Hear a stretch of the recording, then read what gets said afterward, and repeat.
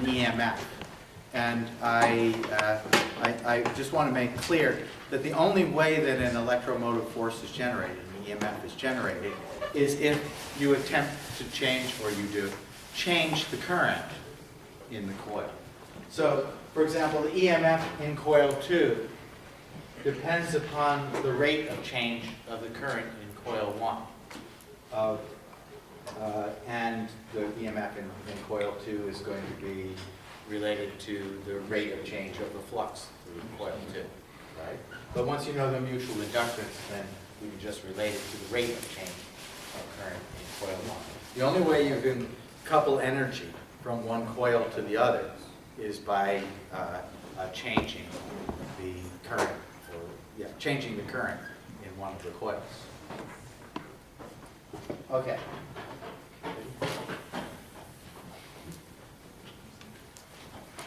Another example.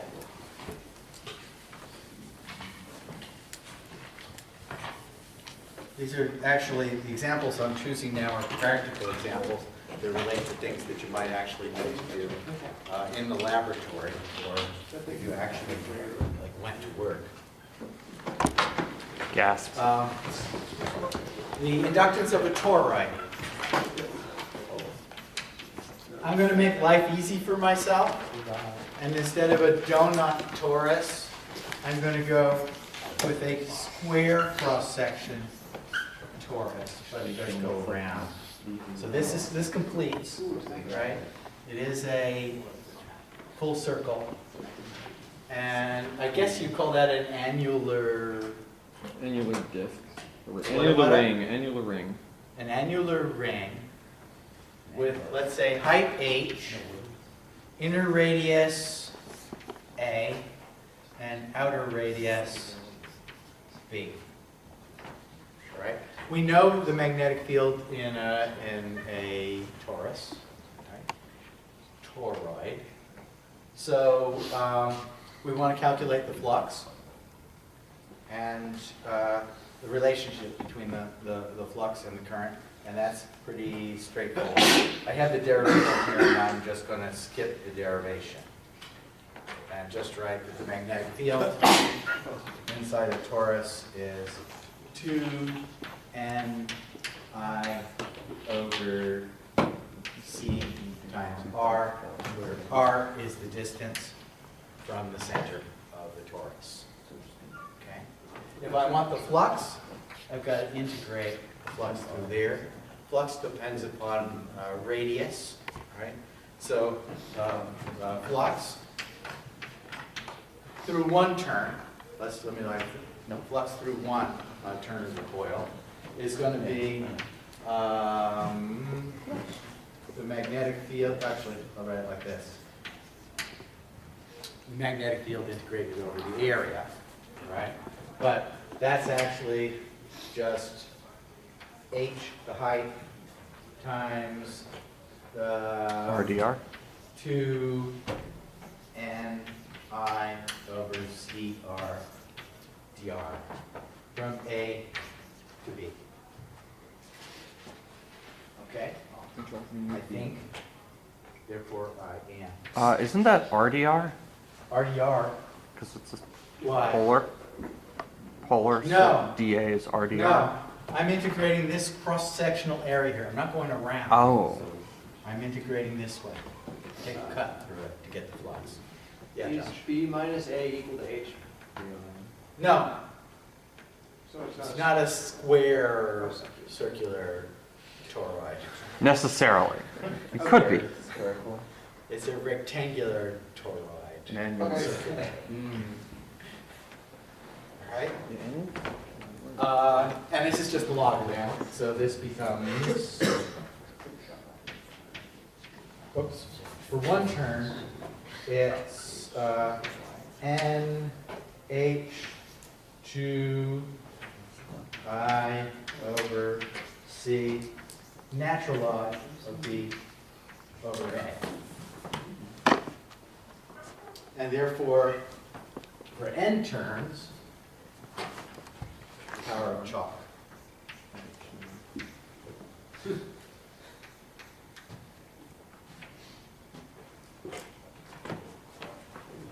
so the inductance of the toroid is n squared times the height of the torus, 2 over c, natural log v over a.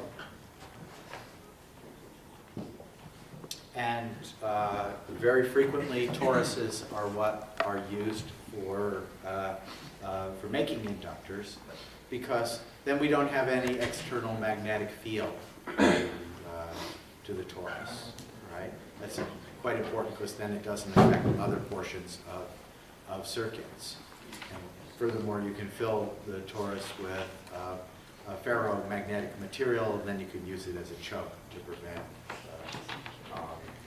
Spikes? currents from changing in circuits, current spikes. Yeah.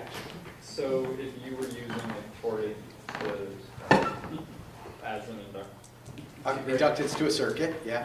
yeah, you would want a bunch of coils, yeah, You want a bunch of to coils. avoid the effect of. Oh, okay, so your torus, I'm sorry, maybe this wasn't clear. Your torus consists Right. of Right, but to. wires that are going like that, and you want them densely enough packed so that field doesn't escape. Right, okay. Yeah. And then the C squared, to tell you, Yeah. because Is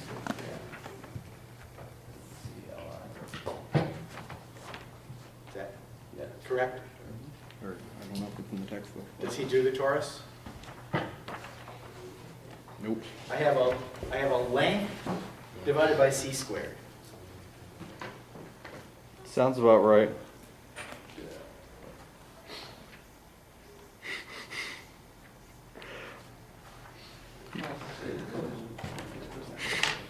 I can't believe how much use we're getting out of that symbol.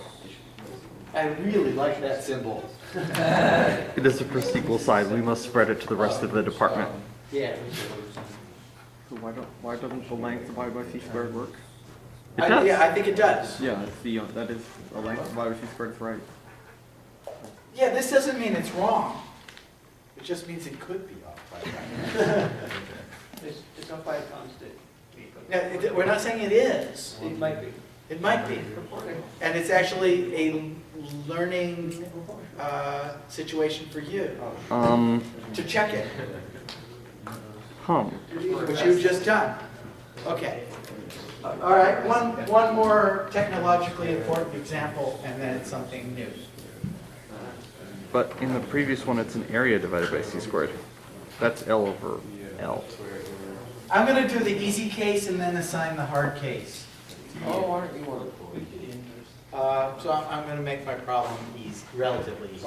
Um, I want to make a coaxial cable.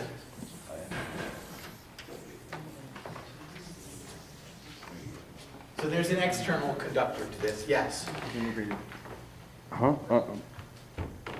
Maybe I'm just thinking about this wrong, but in the last one you had the inductance per unit length be 4 pi over c squared n squared area. So that's an inductance per unit length is area over c squared Yeah. Oh. versus length over c squared. Inductance is area length over c squared. So it's volume over c squared. I had an H there. Area. I'll get back to you, Okay. or not. You can look it up. You will leave it as an exercise to the student. Yeah. Okay, so this is the beginning of a coaxial. This Should be S squared over S squared. is a conductor on the outside, all right? Let's call it radius. We won't worry about the details of the thickness of this thing. We'll say it's thin. And that'll be radius, let me call that R2. And then inside of this, I'm going to have another conductor, and I shouldn't have drawn R2 there, which is going to be some other radius. And I'm going to make this problem easy for myself by having the current just flowing on the outside of this inner conductor. That way.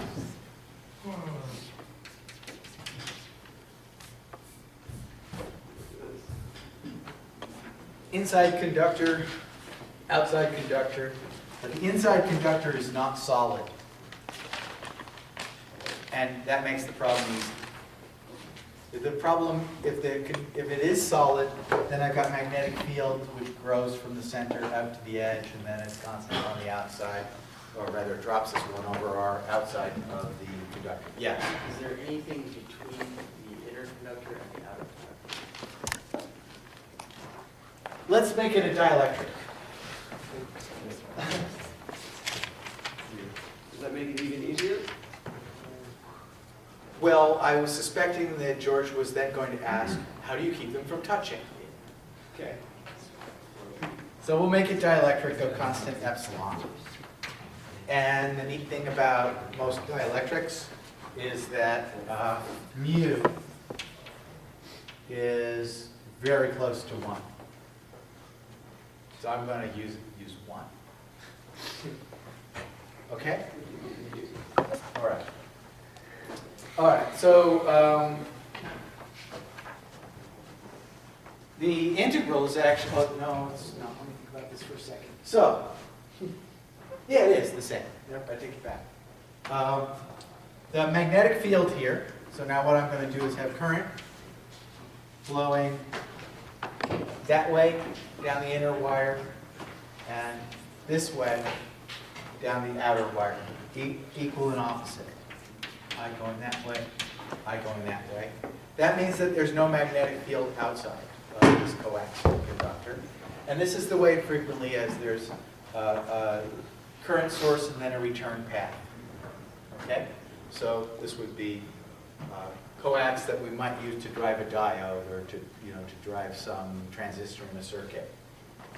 What we want to know is the inductance of this cable, because the inductance of the cable is going to limit how rapidly I can change the current in it. How hard do I have to drive it? How big an EMF do I have to put on it in order to actually change the current rapidly? And we use coaxial cables all the time to detect events. For example, in particle physics, where you want to be able to separate your two events by nanoseconds. So the inductance of the cable is quite relevant. So, but now, our magnetic field goes around and around. There's a song for that.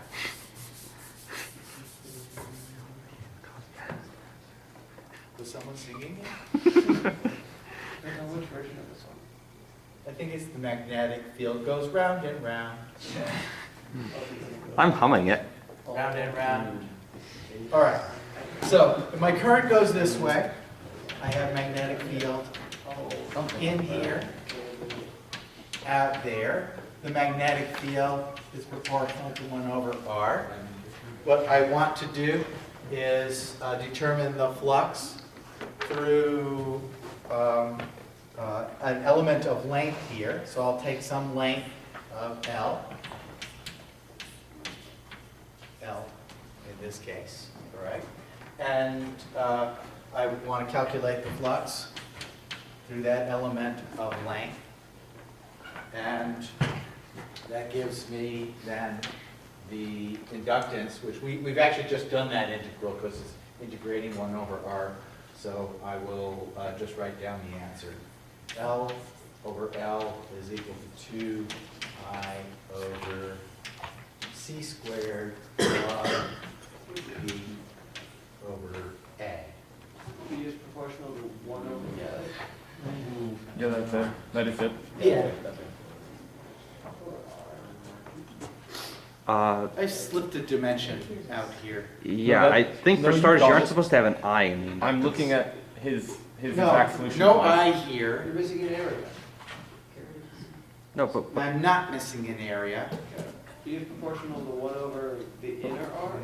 What's what? I'm looking at Oh, Ohanian's solution Sorry. of this Yeah, problem. this is radius A and this is radius B in my notes. the Yeah. what's that I? What's what? 2IC squared, Oh, but there's no current in inductance. Wait, what? Yes. Why? yeah, I deduced the field, and then when I divided through to get I wrote the flux initially. So now this, you're right, the current has to be taken out. Also, I need to switch media.